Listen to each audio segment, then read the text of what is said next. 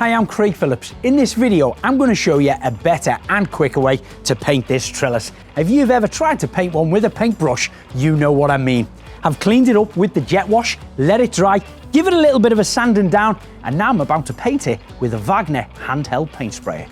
Now remember, there are holes everywhere in trellis, so when you spray, that will go through. I've draped down a piece of polythene sheet just around the back to protect all the greenery around it. So what would normally be, let's say, a 2-hour job with the paintbrush turns into a 2-minute job with a Wagner handheld paint sprayer.